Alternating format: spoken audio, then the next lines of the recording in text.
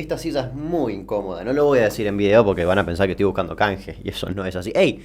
Me agarran acá, laburando, ¿cómo les va?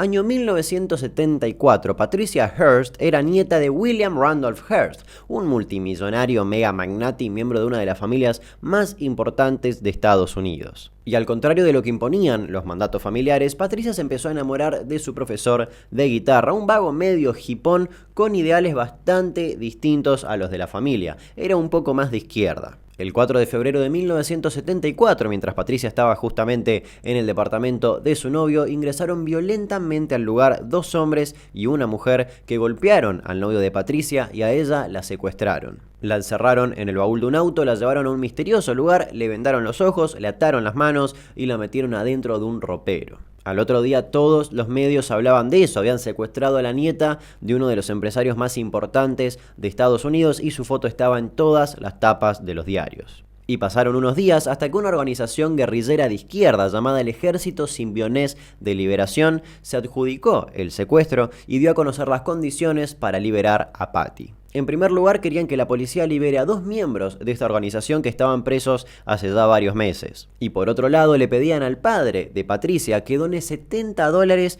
por cada indigente de la ciudad de California para que se puedan comprar algo para comer. Y haciendo unos cálculos, eso daba como unos $400 millones, una locura. El papá de Patty aceptó, pero solamente donó $2 millones a la compra de comida, y eso a la organización le parecía un insulto, y empezaron a exigirle el contenido de esos bolsones de comida y le pedían comida de primera calidad. Y ahí se generó toda una cosa media extraña y algunos camiones que repartían estos bolsones de alimentos fueron saqueados. Y dadas esas desprolijidades y que la policía se negó a liberar a los otros miembros de este grupo guerrillero, la banda decidió cortar por completo toda comunicación con la familia de Patricia. Pasaron 2 meses y nadie sabía nada de Patricia hasta que se difundió un cassette donde aparecía Patricia diciendo que ahora formaba parte de la organización guerrillera y que iba a luchar con ellos. Además decía que no le digan más Patricia ni Patty porque ya no se llamaba así, sino que ahora se llamaba Tania en honor a Tamara Bunke, una argentina guerrillera que luchó con el Che Guevara.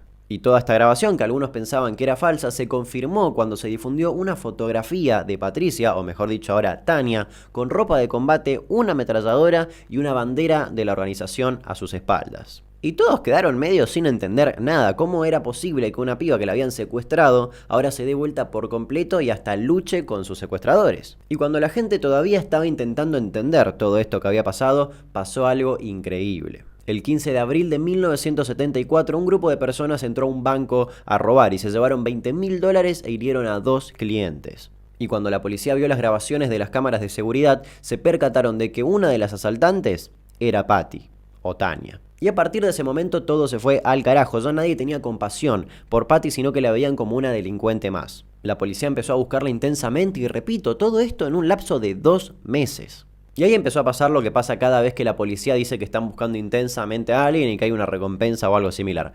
Todo el mundo veía a Patty en todos lados y en lugares tan distantes uno del otro que era imposible. Y por eso se hicieron un montón de allanamientos al pedo. El 16 de mayo un grupo de personas entra a robar una casa de deportes, pero como el dueño estaba armado, intentó defenderse y logró reconocer a Patty como una de las personas que le estaba disparando a él. El tiroteo con el dueño de este negocio se fue de las manos y los asaltantes, que eran una pareja, y Patty se fueron corriendo, robaron 2 autos y huyeron. Y cuando estaban llegando a la casa principal que usaban como refugio, se encontraron con que estaba rodeada de policías y adentro de esa casa estaban sus otros compañeros. Por lo tanto decidieron ir a otro refugio. Y cuando llegaron a ese otro refugio pudieron seguir en vivo por el noticiero cómo la policía se tiroteaba con sus otros compañeros y ese tiroteo se terminó yendo de las manos y la casa se prendió fuego. En ese allanamiento, en ese quilombo y tiroteo con la policía murieron 6 guerrilleros. Y de ahí en adelante durante 1 año y medio Patricia y estos otros 2 asaltantes vivieron escondiéndose y en base a algunos robos que más de una vez se fueron de las manos y terminaron con algún muerto. A principios de 1975 circuló otro cassette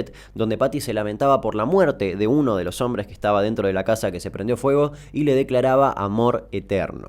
hasta que el 15 de septiembre de 1975 la policía logra detener a Patty, que estaba completamente delgada, perdida y no podía ni siquiera formular bien oraciones. Nuevamente quilombo mediático y todas las revistas, incluida la Rolling Stone, le dedicaban tapas completas. Patty confesó que la mantuvieron encerrada en ese placard durante 57 días y que solamente la sacaban para comer y para ir al baño, pero siempre con los ojos vendados para que no reconozca a sus secuestradores y que lentamente le iban lavando el cerebro. Y demás está decir que Patty, completamente indefensa y vulnerable, fue presa bastante fácil para ese lavado de cerebro y en tan solo un par de semanas cambió su manera de pensar. Sin embargo, era bastante complicado para su defensa defenderla, justamente porque el síndrome de Estocolmo era algo bastante nuevo. Paréntesis, por si no lo sabés, el síndrome de Estocolmo es cuando una persona secuestrada justamente comienza a sentir un cierto amor o defensa o coincide con la manera de pensar de su captor. Lo descubrieron más o menos en el 73, cuando justamente en Estocolmo un pibe entró a robar un banco y mantuvo secuestradas a 4 personas. Y lo raro para los policías era que una de esas personas secuestradas, que estuvieron casi una semana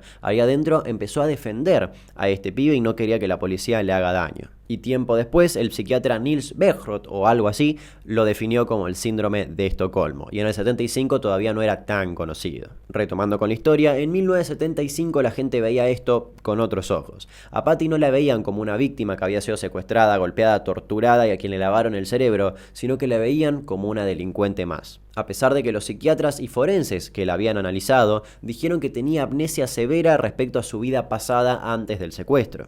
Y por lo tanto Patty pasó 22 meses presa. Recién en 1991 el presidente Bill Clinton la indultó y lo más curioso de esto es que ni bien salió de la cárcel, Patty se enamoró de un guardaespaldas que su padre había puesto para que la proteja. Y hasta se casaron y tuvieron 2 hijos. De ahí en adelante trabajó en instituciones benéficas, escribió algunos libros y hasta participó en algunas películas. Hoy en día tiene casi 65 años y tiene una vida bastante de bajo perfil. Ah, y una cosa más, antes de olvidarme, la temible agrupación terrorista que la había secuestrado nunca fue eso, simplemente era un grupo de 12 o 13 estudiantes que simulaban ser miembros de una organización guerrillera que tenía presencia en un montón de países, pero todo lo contrario. En fin, espero que les haya gustado esta historia, nos reencontramos en la siguiente, por supuesto que sí. Hasta luego. Like, comentar, suscribirse, campanita, todos contentos. Hasta luego.